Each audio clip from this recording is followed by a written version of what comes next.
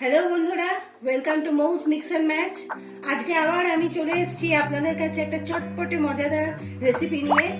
Breakfast, সকাল সন্ধে বা গেস্টেরা আপনারা এই ব্রেকফাস্ট করে সবাইকে দিতে পারবেন। চলুন বানিয়ে ফেলি আজকের ব্রেকফাস্ট। আজকের রেসিপিটার নাম হচ্ছে আমার চাইনিজ চিড়ে ভাজা। তো এই চাইনিজ চিড়ে ভাজা করতে আমি কড়াইয়ে অলরেডি তেল বসিয়ে দিয়েছি। তেলটা গরম হতে লেগে গেছে, আর তেলটা কিছুটা গরম হয়েও গেছে। আমি এর মধ্যে প্রথমেই দিয়ে দিচ্ছি বাদামটা। আমার ভাজা হয়ে গেছে, আমি ভালোভাবে বাদামটা প্রথমে ফ্রাই করে তুলে দিচ্ছি। এই যে ব্রেকফাস্টটা বা এই টিফিনটা, সন্ধ্যের টিফিনই বলুন সকালের টিফিন বলুন, আপনি যখন মন তখন করে খেতে পারবেন। এবং ঘরে যদি কোনো গেস্ট আসে, তাকে একটা নতুন কিছু বানিয়ে খাওয়াবার চেষ্টা করে দেখতে পারেন। সবাই মিলে আনন্দ করে এই টিফিনটা খেতে ভালো লাগে, বাচ্চাদেরও এই টিফিনটা খুব ভালো লাগে। প্রথমে আমি বাদামগুলো ভালো করে তুলে দিলাম। এবার যেহেতু চাইনিজ, সেটা আমি এর মধ্যে দিয়ে দেবো কিছুটা চাউমিন। যে চাউমিনটা আমরা রোজ করে থাকি, সেই চাউমিনটা আমি এক প্যাকেট চাউমিন এর মধ্যে তেলের মধ্যে দিয়ে এটা কিছুটা ফ্রাই করে তুলে নেব।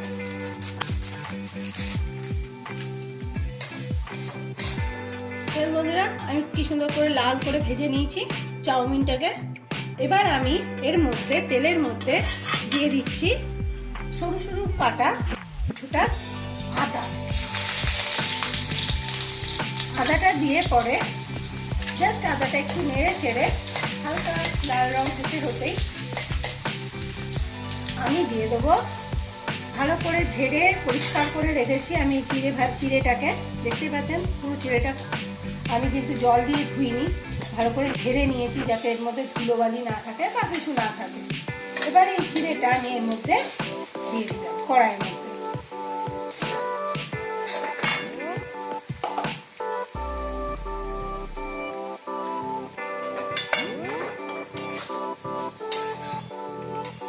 চটজলদি এই রেসিপিটা করা যায়, এটা বেশিক্ষণ সময়ও লাগে না। এবার আমি এতে দিয়ে দিচ্ছি কিছুটা লঙ্কা। আমি এখানে 2 লঙ্কার মতন দিয়েছি, আপনাদের ঝাল বুঝে আপনারা দেবেন।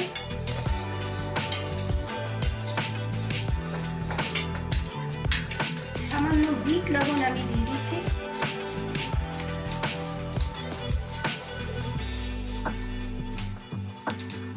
আর দিচ্ছি একটুখানি সাদা নুন। নুনটা চিড়েতে এমনিতেই কম লাগে, বেশি নুন দিলে চিড়ে বেশি নুন হয়ে যায়, তাই আমি অল্প করে নুন দিচ্ছি। আপনার নুনটা আন্দাজ বুঝে দিয়ে দেবেন।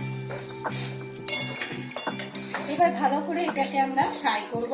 চিড়েটা একটু ফ্রাই করে নিই, কাঁচা ভাবটা কমে যায় যেন।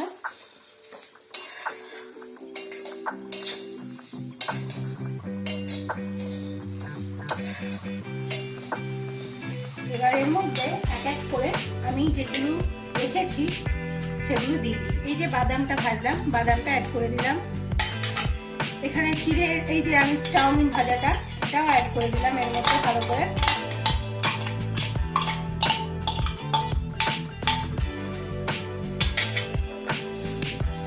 ভালো করে নেড়ে নিই আমরা।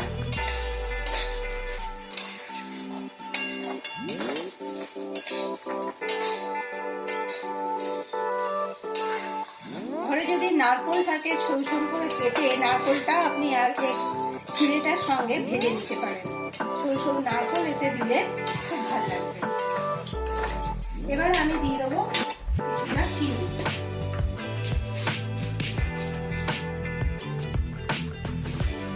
মোটামুটি 2 চামচের মতন চিনি এতে দিয়ে দিলাম।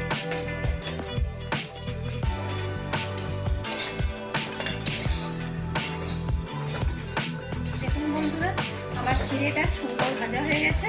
আমি এবার নামাবার আগে কিছুটা চানাচুর এর মধ্যে ছড়িয়ে দিচ্ছি, যাতে খেতে আরো সুন্দর লাগে।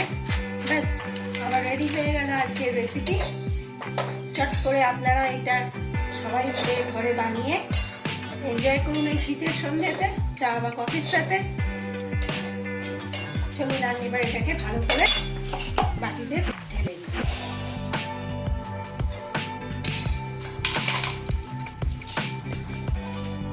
তিন বন্ধুরা আমার বানান হয়ে গেছে আজকের রেসিপি চাইনিজ চিড়ে ভাজা।